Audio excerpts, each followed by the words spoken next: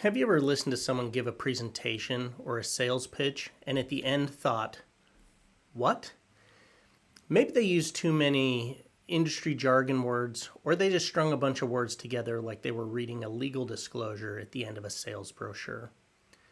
Maybe you're just starting your financial journey and you aren't familiar with the terms that others may have already learned. Today, I'm going to go over a few vocabulary words that are commonly used when discussing investments and finance.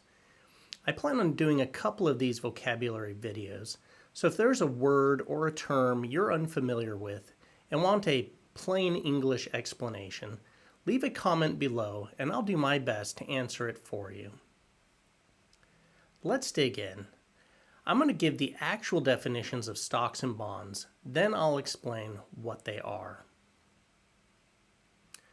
A stock is the capital raised by a business or corporation through the issue and subscription of shares. A bond is a fixed income instrument that pays a fixed interest rate or coupon to its holders. Essentially, when a company needs to raise money, which can be for a wide variety of things, they will either sell shares of ownership in the company or they'll borrow money by way of bonds. When you buy a bond from a company, you're lending them your money in exchange for a fixed interest rate for a set amount of time.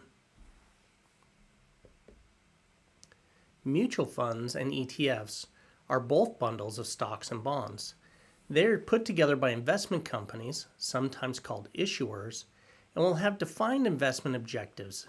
They tend to build in diversification and tend to have lower built-in thresholds compared with buying individual stock companies to get the same diversification. Mutual funds and ETFs do have their differences, but that's beyond this video. Another common term is fiduciary. To be a fiduciary means to have a legal and ethical obligation to act in the best interest of another person. The fiduciary is in a position of trust and needs to act with care, loyalty, and prudence. Asset allocation and diversification, they work hand in hand. Asset allocation is typically illustrated as a pie chart.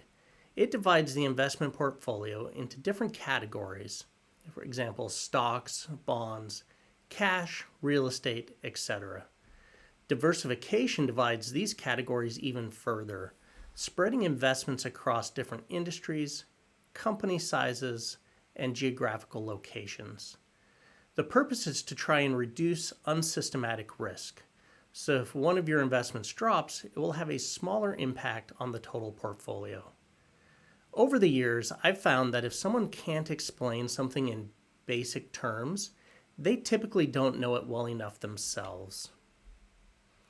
At Gnarled Oak Financial, we try to take our time and help people understand how an investment strategy helps solve a particular problem that they're facing or achieve a specific goal they want to accomplish. Remember, you don't need to know how the various products work 100%. That's for your advisor to know. But you should be able to see how it brings a benefit to you. If you don't see the value, it might not be the right thing for you to buy. I hope this has helped bring a bit more understanding of some of the common terms advisors use. We hope you'll share this video with a friend that's starting their financial journey. And we will see you in Vocabulary 102.